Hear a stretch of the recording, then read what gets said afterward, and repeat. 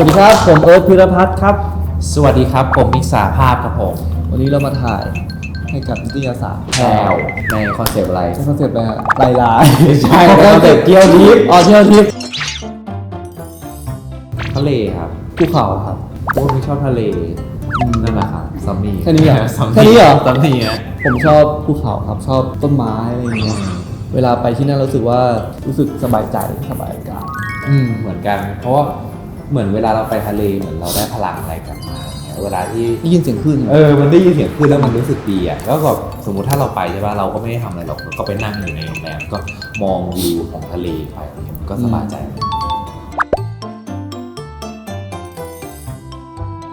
ครับผมเอิร์ธกับมิกนะครับก็รู้จักกันมาตั้งแต่7 ปีที่แล้วแล้วก็ตอนมิกอยู่ม.4 เราอยู่ปี 1บ้าแล้วเป็นการทำงานร่วมกันมากกว่าแล้วทีนี้เหมือนว่าด้วยระยะพี่เอิร์ธก็ทำงานพี่เอิร์ธนี่ก็เลยมิกก็เลยแยกกันไปสุดท้ายนี้เรามาเริ่มทำงานด้วยกันหมดเวลาแล้วการแทนด้วยกันเลยทำงานด้วยกันเลยจบเลยอะไรนะเขาเมาส์ผมไปแล้วเหรอไม่ได้เมาส์เราไม่ได้เมาส์แต่เราก็รู้ได้ไงเรารู้ได้ไงเอาจริงๆเราก็รู้สึกว่าเราก็คือคนปกติที่วางของเก็บกันผมว่าคนปกติคุณไม่ปกติคือเขาเจ้าระเบียบเกินกว่าคนปกติสำหรับผมคือตอนนั้นผมไปบ้านเขาใช่ป่ะผมมาอยากกินน้ำเย็นใช่ไหมทีนี้ก็มันจะมีที่รองแก้วอะที่แบบเอาแก้ววางน้ำมันจะได้ไม่เปื้อนโต๊ะอะไรเงี้ยผมก็จะเอาขึ้นไปห้องนึงเพราะว่าผมจะไปนั่งอ่านหนังสืออะไรเงี้ยแต่เขาไม่ให้ผมขึ้นถ้าเกิดจะกินน้ำผมต้องลงมากินชั้นล่างเพื่อที่จะกินน้ำห้ามเอาขึ้นไปมันมีที่มาที่ไปครับเพราะว่าก่อนไม่ต้องจ้าเพราะว่าเวลาชอบกินน้ำหรือว่ากินอาหารอะไรนี้ชอบทำหกเราก็เลยโอเคไม่ให้เขาเอาอาหารขึ้นไปกินบนห้องไม่งั้นจะเปื้อนคือบางครั้งเราก็ซุ่มซ่ามเลยผมรู้สึกว่าบางทีคนเรามันก็ซุ่มซ่ามเป็นเรื่องปกติใช่พอหลังๆเราเริ่มรู้สึกว่าปล่อยไปอะไรอย่างเงี้ยเดี๋ยวเช็ดเองใช่ให้10เหมือนกันนะคือไม่รู้ผมอาจจะไม่ค่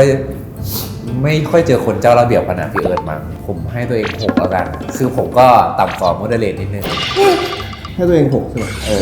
ผมให้ครึ่งแล้วกันครับให้3-57แล้วกันให้7เฮ้ยให้เยอะกว่าที่ผมให้เหรอเยอะเขาอาจจะมีมุมที่เจ้าระเบียบในส่วนของเขาเช่นการเรียนอย่างนี้ใช่ไหมทุกคนรู้แฟนคลับรู้ใช่คือบางทีเราขี้ลืมจนกระทั่งแบบมีงานตอนเรียนเงี้ยผมก็ลืมเอารองเท้ามาเราพยายามนะคือตอนแรกเขาบอกว่าเพราะผมไม่ใส่กระเป๋าใบใหญ่ผมก็ไปซื้อกระเป๋าใบใหญ่มาใส่เวลาบ่นก็งอนทีเขาก็พูดแรงใส่เราอะไรเงี้ยพูดว่าลืมได้ไงเนี่ยเขาชอบทำหน้านิ่งๆแล้วบอกแล้วบอกให้ซื้อกระเป๋าใบใหญ่ก็ไม่ซื้ออะไรเงี้ยบอกแล้วว่าก่อนออกจากห้องให้ดูของให้ดีอย่าลืมของ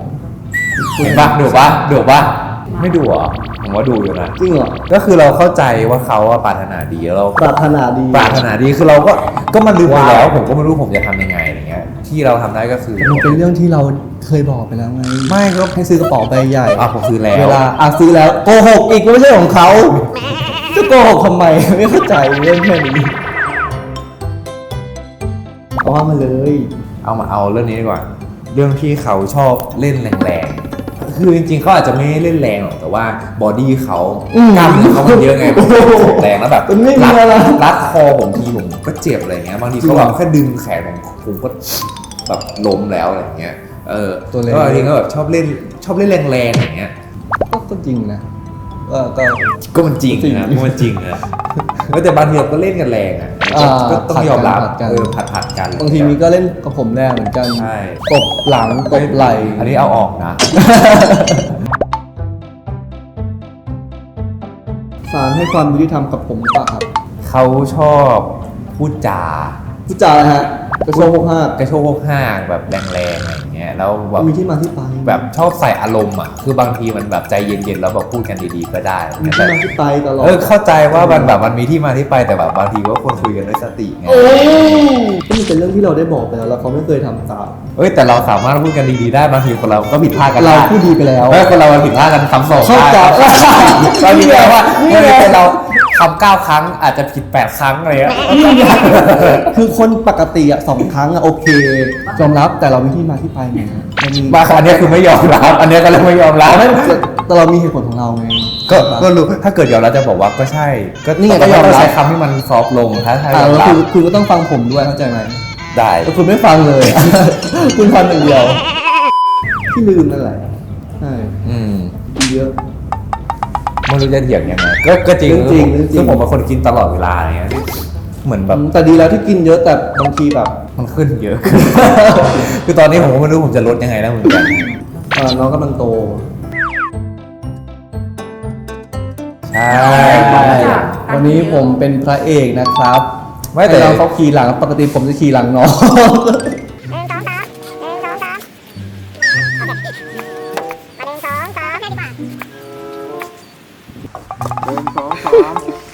มาลงก่อนเช็ดรูปก่อนเช็ดรูปก่อนถึงเราด้วย มันเบามาก มันเบามากครับตอบแทนให้ตัวน้องเขาเบาเขาเบามากเขาเวอร์ไว้จริงถึงเวลาเอาคืนแล้วครับ มา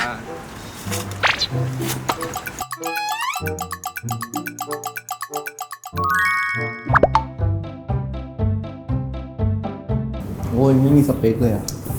น่าจะเป็นคนที่เข้าใจนะครับ เข้าใจเราใจเย็นพออย่างเงี้ย เหมือนกันครับมีคนแค่เข้าใจมันก็น่าจะคุยรู้เรื่องแล้วเลย แล้วก็คอยเวลามีเรื่องทุกข์ใจหรือว่าเวลามีความสุขก็สามารถแบ่งปันประสบการณ์ด้วยกันแล้วก็มาแชร์กัน ผมมาชอบทำให้คนอื่นใส่เปย์ซื้อของให้อะไรอย่างเงี้ยดูแล ว้าว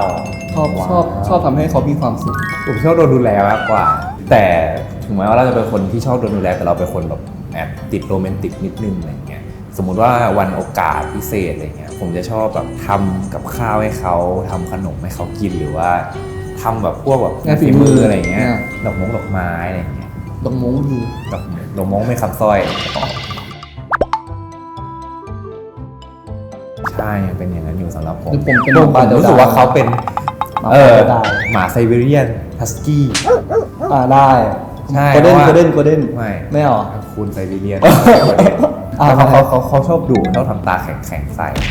ด้วยแบบดวงตาเขามั้งแบบเวลาเขานิ่งอะไรเงี้ยมันจะแบบ อ๋อ เนี่ย ความ มัน นิ่ง เหมือนไซบีเรียน ผมให้มีเป็นแมวแล้วกันเพราะมีเขาแบบขี้อ้อนอ่ะ แล้วเวลาจับตัวมันนุ่มนิ่มอ่ะอยากเล่นอะไรเงี้ย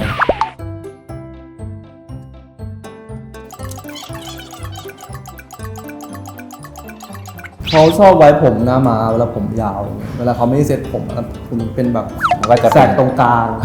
ใช่ เวลาถ่ายละครเขาก็ชอบแบบเฮ้ยจับผมให้หน่อย ไม่ผมไม่ชอบให้ แต่ ผมไม่ชอบให้ผมมันเป็นอย่างเงี้ย เออ เป็นแบบเป็นสามเหลี่ยมอยู่ตรงเนี้ย ไม่จริง คือ ผมยิ้มง่ายจะตายมันบึ้งขนาดนี้ บางทีเขาชอบนิ่งอะไรเงี้ยวันไหนที่สมมติว่าวันไหนแบบงานเยอะๆเหนื่อยๆหรือว่าแบบวันไหนแบบไม่จอยหรือว่าบางทีแบบสภาพอากาศมันไม่ดีหรือเขามีเรื่องในใจอะไรอย่างเงี้ยก็จะ ให้ผมมาเลย ก็จะแบบ ก็กลัวก็ไม่กล้าเข้าไปคุยด้วยอะไรอย่างเงี้ย อ๋อ เออ แล้วพอกลัวกันก็เลยมีก็เลยถามว่าอะไรนะ กดอะไรหรือเปล่าก ดอะไรหรือเปล่า เป็นบ่อยอะไรเงี้ยบางทีเขานิ่งใส่แล้วผมก็คือผมรู้แหละว่าเขาอาจจะมีอะไรอยู่ผมก็เลยแบบไม่กล้าแบบไปคุยกับเขามาก อืม ในเรื่องยักษ์เขียวถั่วเขียวนั่นนะ ทุกๆ ถั่วเขียวนะแต่รู้สึกว่ารูปทรงมันคล้ายถั่วเขียว ใช่ไหม ปุกกี้เพราะว่ามีคนชอบเรียกเขาว่าปุกปิกอะ ผู้จัดการขำได้ตัวเล็กเลยครับผมเรียกผมเติมให้หน่อยปุกกี้แล้ว มาร้อง น้องถั่วเขียว ต่อเต่าหรือคอควาย